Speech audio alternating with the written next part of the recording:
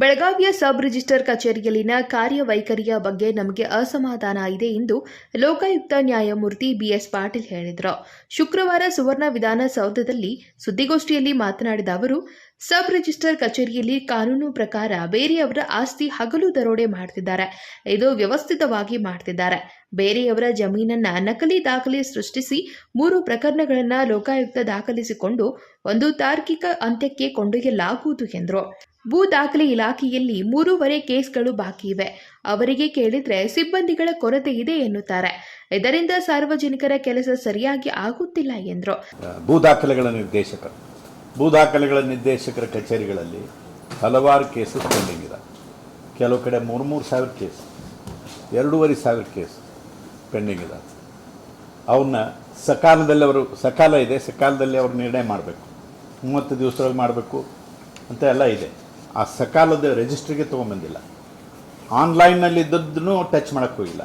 ಕೇಳಿದರೆ ನಮಗೆ ಸ್ಟಾಫ್ ಇಲ್ಲ, ನಮಗೆ ಅದು ಇಲ್ಲ, ಇದು ಇಲ್ಲ ಅಂತ ಉದಾಹರಣೆ ಹೇಳ್ತೀವಿ. This shows complete mall administration.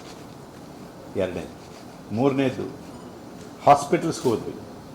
ಇಲ್ಲಿ ಬಿಮ್ಸ್ಗೆ ಹೋದ್ವಿ. ಬಿಮ್ಸ್ನಲ್ಲಿ ಹಳೆಯ ಬಿಲ್ಡಿಂಗು ಸೋರ್ತಾ ಇದೆ. ಅಲ್ಲಿ ಹೆರಿಗೆ ಇದು ಇದೆ, ವಿಂಗ್ ಇದೆ, ಮಕ್ಕಳು ವಿಂಗ್ ಇದೆ. ಎಲ್ಲ ಗೋಡೆಗಳು 4 ಕಡೆ ನೋಡಿದರೆ ಗೋಡೆಗಳು ಸೋರ್ತಾ ಇದ್ದಾವೆ. ಅಲ್ಲೇ ಇಲೆಕ್ಟ್ರಿಕಲ್ ಪಾಯಿಂಟ್ಸ್ ಇದಾವೆ. ಏನಾದರೂ ಅವಘಡ ಆಯಿತು ಅಂತಂದರೆ, ಶಾರ್ಟ್ ಸರ್ಕ್ಯೂಟ್ ಆದರೆ ಅಲ್ಲಿ ಪೇಷಂಟ್ಸ್ ಬಂದವ್ರಿಗೆ ಅಪಘಾತಕ್ಕೆ ಸಿಲುಕಿ ಹಾಕ್ಕೊಳ್ತಾರೆ. ನಾವು ನೋಡ್ತಾ ಇರ್ತೀವಿ, ಹಾಸ್ಪಿಟ್ಲ್ನಲ್ಲಿ ಬೆಂಕಿ ಅನಾಹುತ ಆಯಿತು, ಮಗು ಸತ್ತು, ಮಕ್ಕಳು ಸತ್ತು ಅಂತ. ಸೊ ಇದ್ರ ಬಗ್ಗೆ ಕೇಳಿದರೆ ರಿಪೇರಿ ಮಾಡೋರಿದ್ದೀವಿ ಸರ್. ಹೊಸ ಬಿಲ್ಡಿಂಗ್ ಮಾಡಿದ್ದೀವಿ, ಇದನ್ನು ರಿಪೇರಿ ತೊಗೊತೀವಿ. ಎಷ್ಟು ದಿನ ಬೇಕು ರಿಪೇರಿ ತೊಗೊಳ್ಳಿಕ್ಕೆ?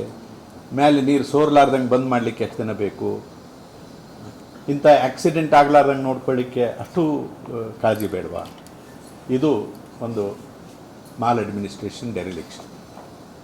ಇದು ಒಂದೇ ಹಾಸ್ಪಿಟಲ್ನಲ್ಲಿ ನೋಡಲಿಲ್ಲ, ಇದನ್ನು ಇವನ್ ಗೋಕಾಕ್ನಲ್ಲಿನೂ ನೋಡಿದ್ದೀವಿ ನಾವು. ಗೋಕಾಕ್ನಲ್ಲಿನೂ ಕೂಡ ಹಳೆ ಬಿಲ್ಡಿಂಗು, ಅಲ್ಲಿನೂ ಅಸ್ತವ್ಯಸ್ತ ಇತ್ತು. ಬಟ್ ಗೋಕಾಕ್ನಲ್ಲಿ ಇನ್ನೊಂದು ಪೇನ್ಫುಲ್ ಥಿಂಗ್ ಏನಾಯಿತು ಅಂದರೆ, ಅದು ಹೇಳ್ತೀನಲ್ಲ, ವೇರ್ ಹೌಸ್ ಇಲ್ಲಿ ಇದೆ. ಅಲ್ಲಿ ಮೆಡಿಸಿನ್ ಇಡುವಂಥ ವೇರ್ ಹೌಸ್ ಇದೆ. ಅಲ್ಲಿಂದ 5 ತಾಲೂಕುಗಳಿಗೆ ಅಥವಾ 5-6 ತಾಲೂಕುಗಳಿಗೆ ಮೆಡಿಸಿನ್ ಸಪ್ಲೈ ಆಗ್ತದೆ. ಆ ತಾಲೂಕುಗಳಲ್ಲಿರುವಂಥ ಪ್ರೈಮರಿ ಹೆಲ್ತ್ ಸೆಂಟರ್ಸು,